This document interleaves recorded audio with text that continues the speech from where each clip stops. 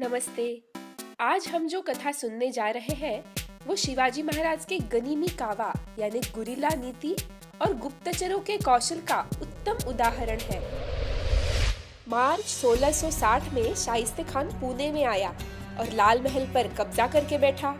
उसने पुणे के आसपास के मुल्क में लूटमार मचा दी थी, परंतु 2 वर्ष में केवल एक किला साकड़ संग्राम दुर्ग जीत लिया। अन्य कठिन किलों पर नजर उठाने की शायद मुगलों की हिम्मत ही नहीं हुई।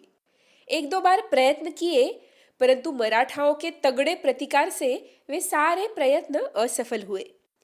वस्तुतः लाल महल से राजगढ़ केवल 70 मील 120 किलोमीटर अंतर है। शिवाजी राजे राजगढ़ पर ही थे, परंतु शाइस्ते खान ने राजगढ़ पर हमला नहीं किया। अब शाइस्ता खान के मन में कोंकण जीतने की आशा जग उठी। उसने अपने हुनरबाज उज़्बेक सरदार कारतलब खान को तशरीफ फरमाई और कोंकण पर कब्जा करने की जिम्मेदारी सौंपी। साथ में राय बाघन इस सरदारनी को भी भेजा। राय बाघन का मूल नाम था सावित्रीबाई देशमुख। अत्यंत शूर, धार्मिक, मुत्सद्दी और अभिमानी स्त्री थी, परंतु अभिमान था मुगलों की सेवा करने का। अपने पति और पुत्र के मृत्यु के पश्चात सावित्रीबाई स्वयं हाथ में शमशेर लेकर मुगल तख्त की रक्षा के लिए औरंगजेब की ओर से दारा शुकोह के विरुद्ध लड़ने लगी। उसकी बहादुरी और निष्ठा से खुश होकर औरंगजेब ने उसे पंडिता और राय बाघन यह 2 खिताब दिए। राय बाघन का मतलब राजव्याघ्री थी ही वो बाघिन जैसी शूर वीरांगना। तो कारतलब खान 30,000 की बड़ी फौज लेकर पुणे से कोंकण की ओर निकल पड़ा। तड़ेगांव, वडगांव, मळवली इस मार्ग से आगे बढ़ा। राह में लोहगढ़ और वीसापुर यह 2 स्वराज के किले थे। वहां के मावलों को तो दिख रहा था अपने नजर के सामने 30,000 मुगल फौज शस्त्रास्त्र सहित कोंकण की तरफ बढ़ रही है, परंतु कहीं से भी कुछ भी प्रतिकार नहीं हुआ। आराम से वो हाथी, घोड़े, ऊंट, तोपे वाली फौज को आगे बढ़ने दे रहे थे। आश्चर्य की बात है ना। अभी तक का शिवाजी राजे का इतिहास देखा तो उनके मावले रात को छापा डालकर शत्रु सैन्य का नुकसान करते थे, परंतु कारतलब खान की फौज को रात को भी किसी ने छेड़ा नहीं। आने दे रहे थे। लोहगढ़ से दक्षिणोत्तर दिशा से बढ़ते हुए तुंगारण्य और आगे उम्बरखिंड पार करके कोंकण में पहुंचने का कारतलब खान का इरादा था। यह भयंकर गहन रास्ता उसे किस अक्लमंद ने सुझाया था, अल्लाह जाने। आगे की राह इतनी तंग नैरो थी कि फौज को कतार बनानी पड़े। उस घाटी का नाम था उम्बरखिंड और एग्जैक्टली वहां तक कारतलब खान की फौज को बिना कष्ट लाने की शिवाजी राजे की योजना थी। राजगढ़ से नेताजी, तानाजी और खुद शिवाजी महाराज केवल 1,000 फौज लेकर दूसरे मार्ग से उम्बरखिंड को बाईपास करके तुंगारण्य में आए। कुछ मावले आजू बाजू के पहाड़ियों में, झाड़ियों में, पत्थरों के बीच जाकर छिप बैठे। शिवाजी महाराज उम्बरखिंड की राह पर कारतलब खान की फौज के पीछे आकर खड़े थे।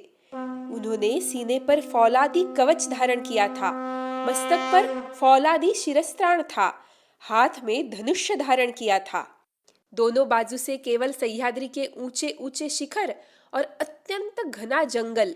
जिंदगी में कभी ऐसी पहाड़ियां न देखे हुए मुगल सैनिक हाथी, घोड़े, तोपे लेकर यह रास्ता पार करने की कोशिश कर रहे थे।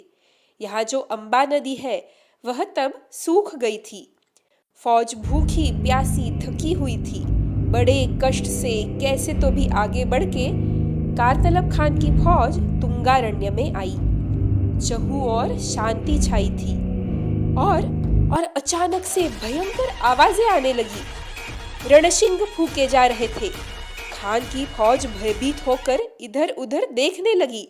उन्हें अंदाजा आए कि कहां से आवाज आ रही है, उससे पहले ही झाड़ियों में से सैकड़ों मावले तलवार उठाकर खान की फौज पर टूट पड़े। उनका नेतृत्व कर रहे थे साक्षात नेताजी पालकर। बाजू के पर्वत शिखरों से बाणों की, पत्थरों की वर्षा हो रही थी। वार कहां से हो रहा है यह समझने से पहले ही मुगल सैनिक मरकर नीचे गिर रहे थे। कारतलब खान चिल्ला रहा था, बहादुरों, लड़ो, लड़ते रहो, आगे बढ़ो। परंतु मुगल सैनिकों को समझ ही नहीं रहा था किससे लड़े, शत्रु दिखना तो चाहिए ना। तब राय बाघन ने कारतलब खान को सलाह दी, खान साहब हार मान लीजिए, शिवाजी को शरण जाइए, बेवजह आलमगीर की फौज मारी जाएगी, यहाँ से विजयी लौटना असंभव है, आगे नेताजी पालकर पीछे शिवाजी, हम घेरे गए हैं, भागकर भी जा नहीं सकते। विवशता से कारतलब खान को रायबागन की यह सलाह माननी पड़ी।